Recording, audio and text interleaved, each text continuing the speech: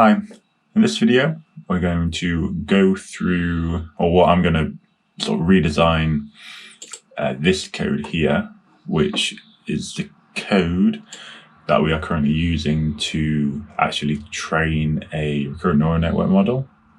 It's been trained on these two data sets here, which I can actually show you over here. So this one.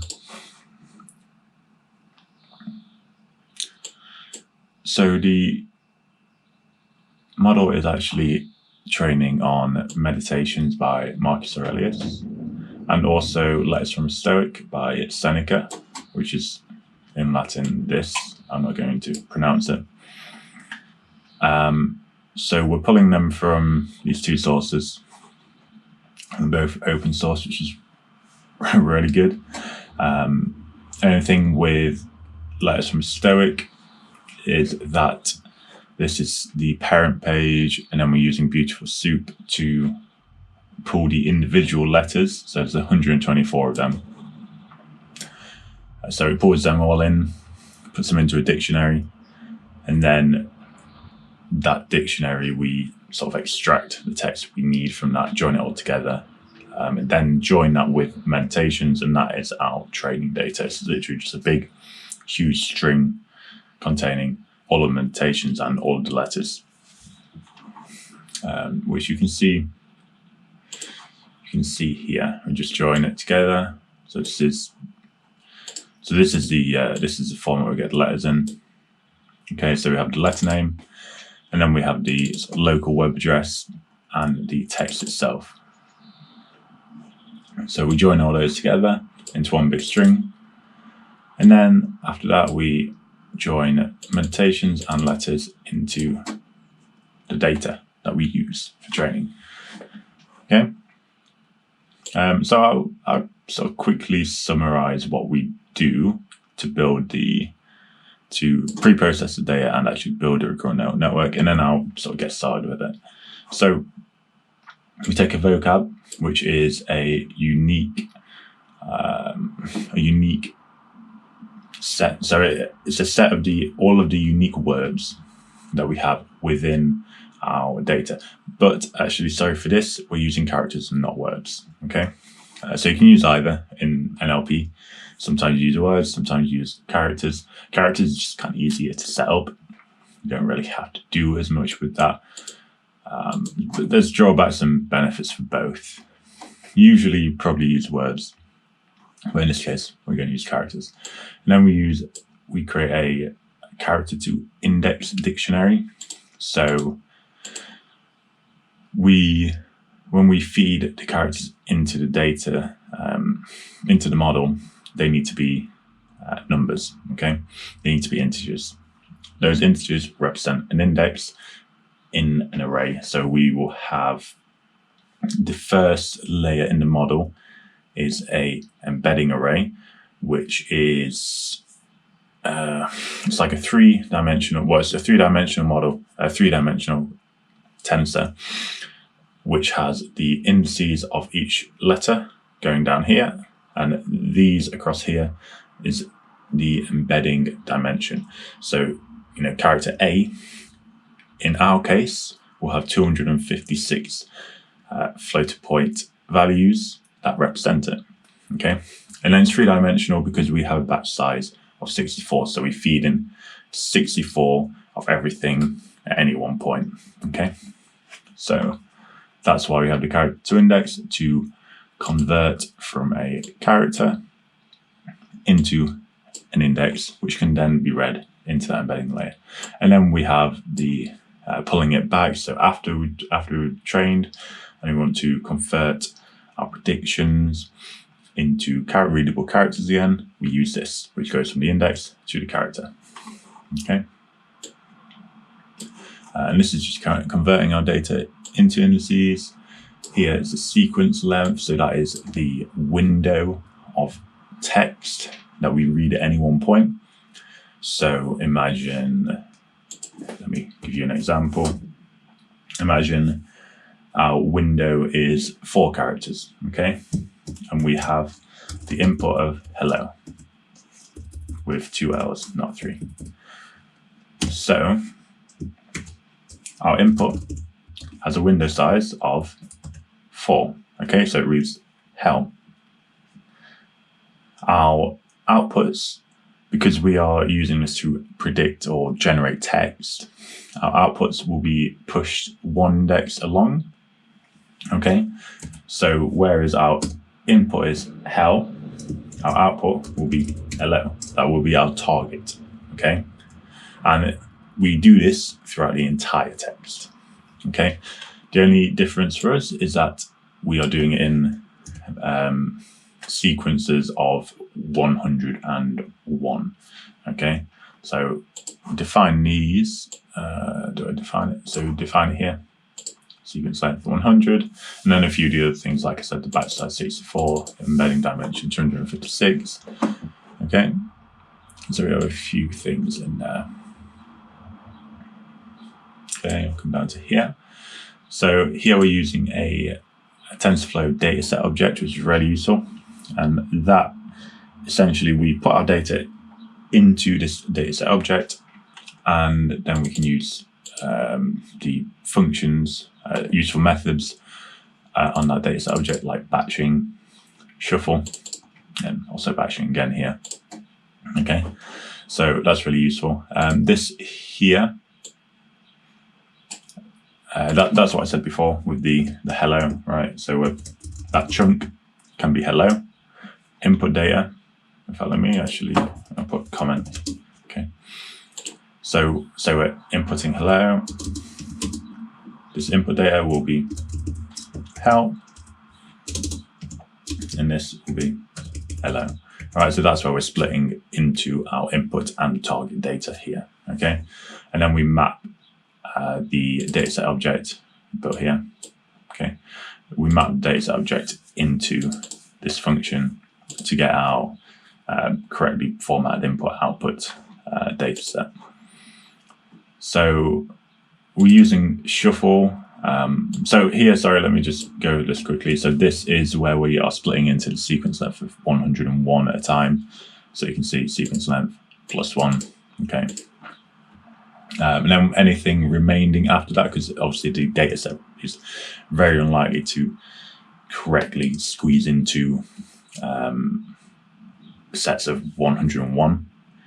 So we just drop the remaining characters. If there are any, there probably will be, but it's not going to be many, so it's fine. So we do that.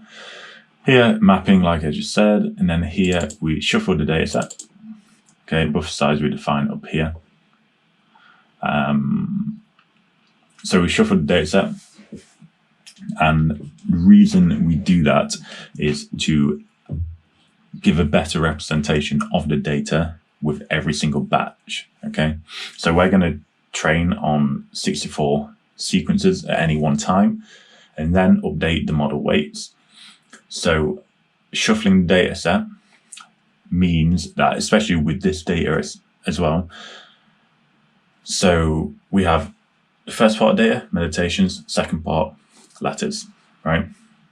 If we didn't shuffle the data, it would be training on 64 sequences of meditations at any one time, okay? And then within that, it would probably also be speaking about a specific topic at any one time, okay? Or a specific few topics. Now, it doesn't give a very good overview of everything we're training on. So it updates those weights according to that specific topic and that specific book, okay? A specific text, so meditations or letters, right? So we shuffle the data set to give a better representation of the data in every single batch. So now, instead of having, just meditations, just one topic, it's going to have a few different topics from meditations and a few different topics from letters, okay? So that works a lot better. And then batch, so we already used batch here to split into sequence lengths. And then here we use batch again to split into batches of 64 sequence lengths, okay?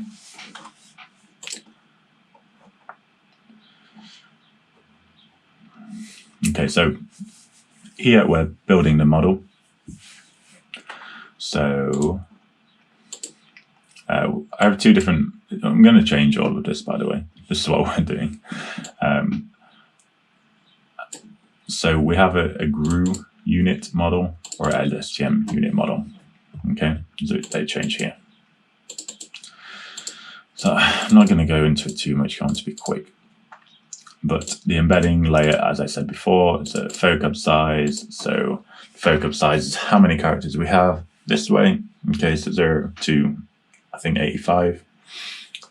The embedding dimension is what's 256. It's how detailed every single character is. Okay. And then the batch input shape is the number of sequences that we're going to put in at any one time, which is 64 in this case. Okay. Then we have our LSTM unit. This is where the actual sort of sequence learning comes into play. So it stands for long short-term memory unit. This is the gated recurrent unit. The point of using these over a recurrent neural network is that they retain a sense of memory long-term. They do that through these different gates within the units, which is really useful, obviously, with text. And then the other point is that we're using dropout of 10% on both of these. So these units are naturally very deep, so they can overfit really easily. So having a dropout of 10% means that we mask 10% of the inputs at any one time. So in a sentence, or in a word, say hello again, this will mask we'll mask 10%. There isn't, we can't really split that. So we'll mask one letter. Okay, so hello will become H blank LLO, right? And that just helps the model generalize. And then here, this is our classification. So it's just a typical neural network, densely connected, hence dense. And that outputs into our vocab size, which is probably, I think, 85, which essentially means output 0 will map to A, output 1 will map to B, and so on. Okay, and then after that we use the index to character dictionary again. Okay, so here we're just building a model because this is in a function. Okay, summarizing the model, creating a loss function, compiling the model using Adam optimizer, and for the loss function, sparse categorical cross entropy. Okay, here we are saving the model weights every epoch, defined by this here, which is fed into TensorFlow during training. Okay, so callbacks, checkpoint callback, which is here. Okay, then at the end we restore the final checkpoint, rebuild the model.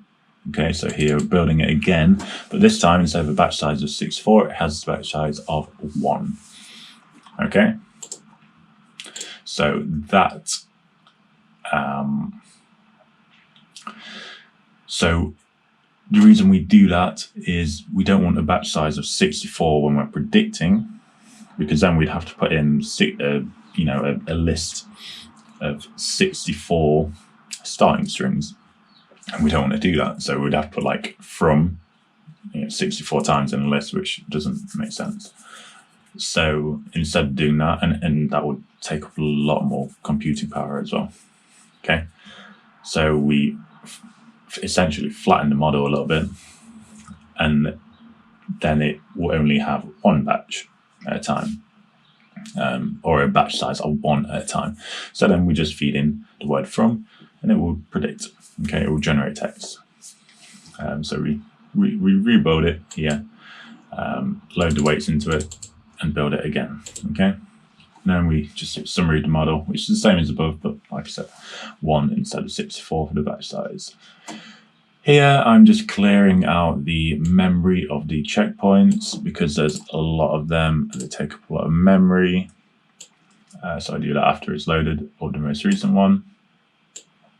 And then here, saving the model and the character to index dictionary, which I'll go through that later. And then here we generate text. This is an old text generation function. It's updated a lot now, which I can show you later. So here, data writer, saving the model, saving the character to index, and then here. So what we have down here, which is kind of interesting. I haven't seen this done that often before. In this scenario, I don't really think I've seen it happen. I've seen someone else do it for a chatbot, but other than that, I haven't seen anyone else do it. It's using multiple recurrent neural networks, scoring them based on their output, based on their English and how grammatically correct everything is, and so on. Scoring their outputs and then choosing a winner.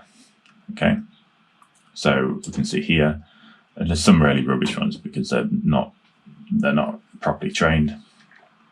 Okay, but some of them are obviously a lot better. So these ones, you can see where it says meditations, they've only been trained on meditations by Marcus Aurelius, and they tend to do worse a lot of the time. These are training both. Okay, so this one has the top score of almost 20. And what is a cloth vessel if it were no useful book? Okay, and then here has a score of 14.12. These are a pleasure and a mot of all those in which it were something. Okay. And actually you can see, so it's these ones here. These are the scores. So if we scroll up, we can see one of them went a little bit crazy. Got a really bad score, minus 120. I don't know why this happens. It's very weird. But sometimes they just go crazy, which is why I sort of built this Ensemble recurrent neural network learning method, because some of them occasionally go a bit crazy. So by doing that, you have 4 other models, or 3 other models in this case, which are there to back it up. So one of them goes crazy, one of the other models takes over. Okay, which is like really useful. I saw the output from one of these that I haven't really trained very much, and it was so much better already. It was so much better. The thing that you might think is, okay, you're using different models, so how do you keep them sort of speaking about the same thing? And they do that by the winning. So we split it into sentences. We rate a sentence. The winning sentence goes back in to the models, and then that is used to generate more text. So they're continuously being updated with the best new sentence. Okay, which is pretty good. So this is the new text generation function. It still needs some work. It's still really quickly put together at the moment. The rating function.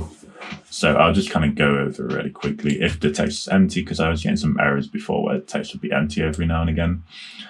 I'm not sure if that was an error in my code or the models were just being weird. I think it must have been an error in the code. Somehow I need to remove this and then actually figure it out. Okay, so if text is empty, just return it, because otherwise it will throw an error when we're rating the rest of it. So then we normalize text, as in we remove all punctuation and lowercase everything. Okay, and then here we check for correct punctuation. So at the end, right? At the end, is it a full stop, exclamation mark, question mark, or near the end, e.g. if there's a full stop and then a new line character, is there a full stop, exclamation mark, or a question mark?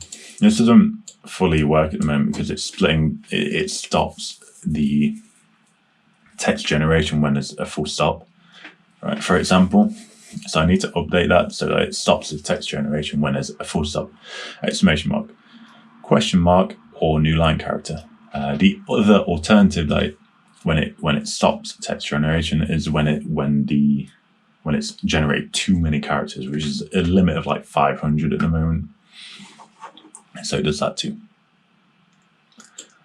Okay. And then we check for too much repetition, like if it's going to say, there, it's probably a problem, I think. So then that happened like occasionally, not so much with these models, but I have seen it happen quite often before.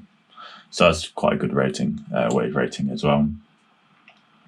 And then here, checking all the words are actual words according to the vocabulary that we had. So we actually saved the vocab. So I built this separately. I don't know if I have the code somewhere, it's in a comment. So I just read in all the data that we have, and then split into words and split that into a text document, all right? Which is here. Can we see this? I don't know if you can see this in a pie chart actually. Oh, what have I done?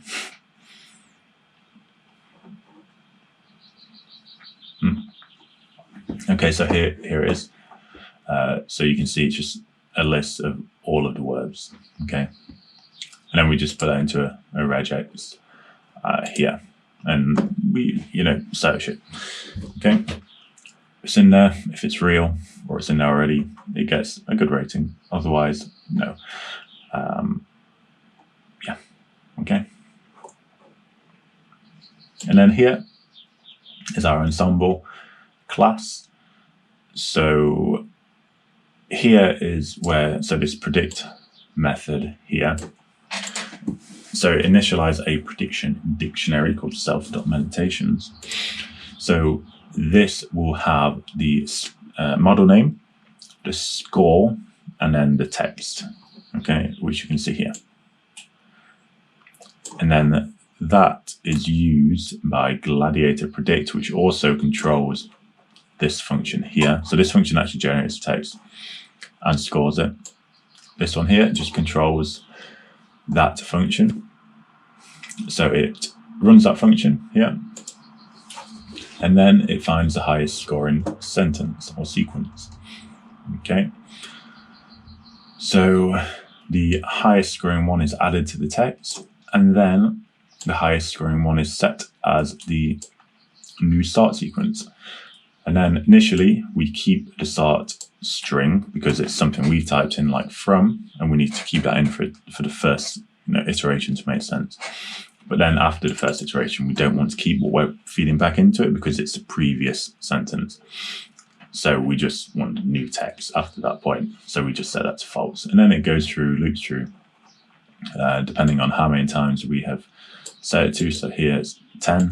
Okay, so it's going to loop through 10 times and produce our winning output. Okay, so that's what we have so far. What I'm going to do now,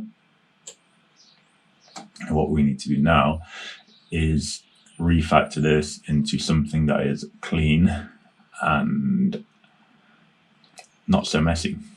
So I'm going to rebuild it into, I think, a new model, a new Python file called train, I think. Yeah, I think train is fine. I'm going to call it train. And then we will refer to that whenever we are building a new model and training a new model. So then everything is sort of segregated a bit nicer. Okay, so I'm going to go ahead and get on with that.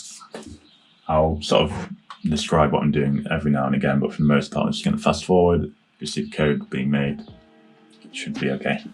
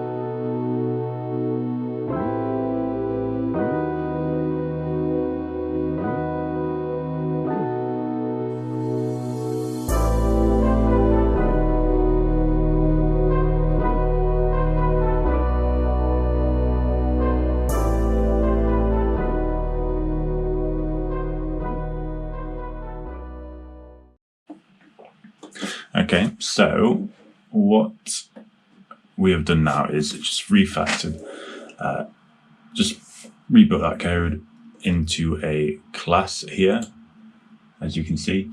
So now the model is initialized here. We format the data and then we build the model. So my intention of like splitting it like this is that we can format the data, okay, and then I can pass multiple model build parameters to it and build several models at once. So I haven't built that up yet. I'm going to do that. So I'll just put in like a loop here, and it will loop through different model parameters and build them all up throughout, over a night or something. So we have several different models that we can then use in the Ensemble class up here. Okay, and then after that we will have several good models, hopefully good models, all competing to get the best text, right?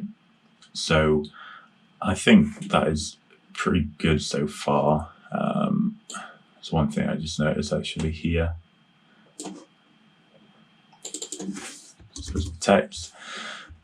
So I'm going to set that up and run that and then see what we get.